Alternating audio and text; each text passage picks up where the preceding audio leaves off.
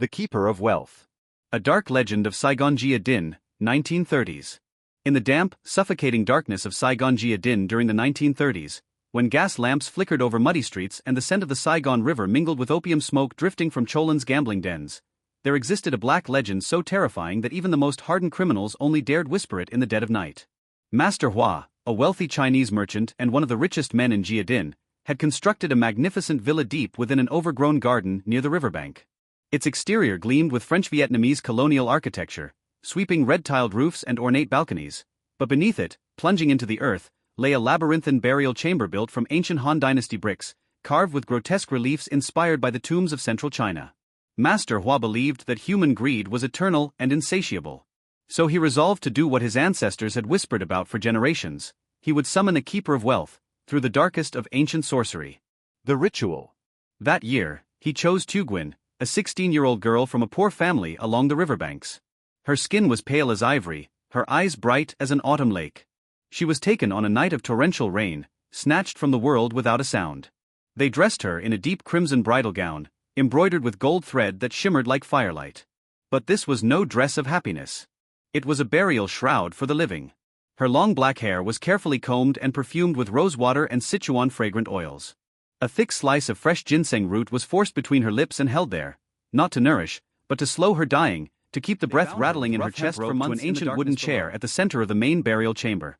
A rectangular room 4 meters wide, its walls constructed from thousands of large bricks stamped with monstrous relief carvings, twisted, screaming faces, skeletal hands clawing upward from hell. At the apex of the vaulted ceiling was a soul vent, a narrow tapered opening, but Master Hua had ordered molten bronze poured into it while it still glowed red-hot, sealing it shut forever, trapping the girl's soul within these walls for eternity. Before the earth was filled in, Master Hua leaned close and whispered a secret incantation into Tuguin's ear. An ancient Mandarin verse, repeated hundreds of times until the words sank into her fading consciousness like stones into dark water. You will guard my wealth forever.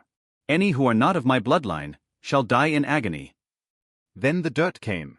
Her screams, muffled by ginseng and soil, were swallowed by the earth. 3 months later, when she finally died in unspeakable torment, her grief and fury condensed into something dense and black, coiling itself around the jars of gold, jade and jewels, and around her own still-preserved corpse. The Keeper of Wealth had been born. The Grave Robbers. By 1937, Master Hua himself was dead, claimed, people whispered, by the very spirit he had created, strangled in his sleep by invisible hands.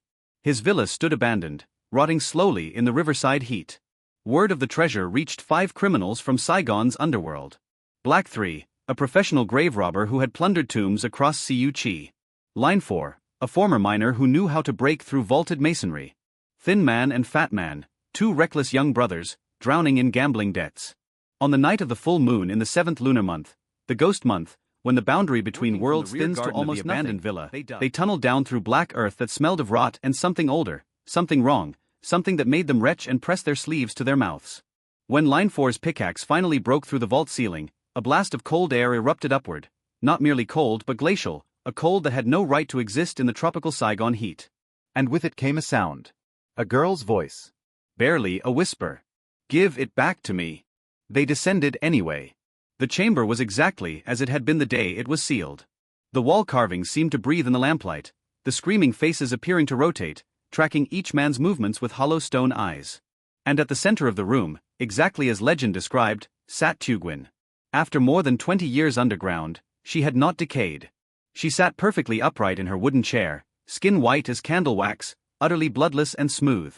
Her eyes were wide open. Her irises had turned the deep, dark red of old blood. Her crimson bridal gown had partially rotted away, revealing the chest and stomach beneath, scored with long ragged claw marks that she had carved into her own flesh during those final maddening months. Around her, arranged in a perfect circle, were the golden jars, each one wrapped at the lid with a coil of long black hair. What the darkness did to them. At first they laughed. Of course they laughed. They were thieves and there was gold. They began stuffing coins and ingots into their sacks. Thin Man was the first to break. In the shifting lamplight, he saw Tuguin stand up. She rose from the chair with a mechanical wrong movement of something that had forgotten how bodies worked. Her legs bending at unnatural angles, bones cracking audibly with eyes toward Thin Man and began to whisper. The ancient incantation, the bloodline password, the only words that could have granted him safe passage. He didn't know them. The spirit screamed. A a sound felt more in the chest than heard with the ears. Thin Man looked down at his own hands. Blisters were rising across his skin. Then, from between Tugwin's parted lips, pale white worms began to emerge. Dozens, then hundreds, dropping to the floor and flowing toward him like a living tide. They reached his feet. His ankles. They found his ears. Thin Man's screaming filled the vault as he tore at his own face with his fingernails. Then, with a sound like a breaking branch, he ran headlong into the nearest wall and did not get up again. Line 4 ran for the hole in the ceiling. But the opening, the sole vent that had been sealed with molten bronze for 2 decades, had changed. It was open now, but open into something that was not the garden above. It was open into pure black, and from that blackness stretched dozens of pale arms, women's arms, with fingers too long and nails curling like fishhooks. They seized his ankles.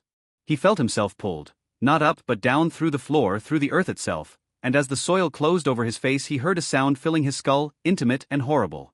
"You will guard the wealth now, in my place." Black 3 and Fatman made it out. They surfaced into the night air, gasping, clutching their sacks of stolen gold. They ran and did not look back. But Tugwin came with them, not in body, but in everything else. For Blackman, it began with mirrors.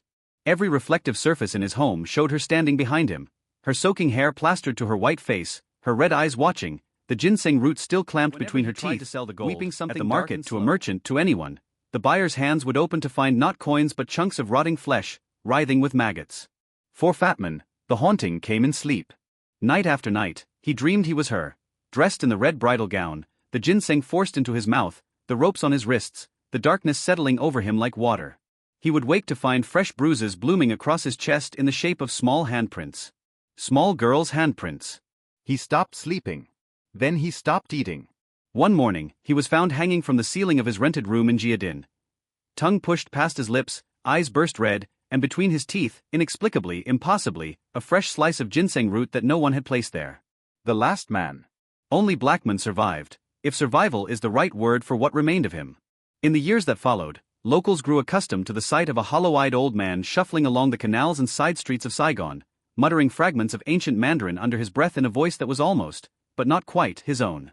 On rainy nights, particularly in the 7th lunar month, those who passed him on darkened streets sometimes reported seeing a shape trailing behind him in the mist, a figure in a tattered red gown, cradling a small golden jar to its chest, its mouth stretched in a wide, the villa still stands, or something that resembles it, draped in vines and decades of silence. No one goes near it. People say that beneath the cracked floorboards and the black earth below, Tugwin is still sitting in her chair. Still waiting. The gold is still there. The jars are still wrapped in black hair. And the incantation, the only words that might give you safe passage, is known only to the bloodline of a dead man. Everyone else is just another offering. So if one night in the quiet between rainstorms, you hear something beneath you, beneath the floor, beneath the ground, rising up through the dark like a breath, give it back to me. Run. Because the keeper of wealth is still at work. And she has been waiting a very long time.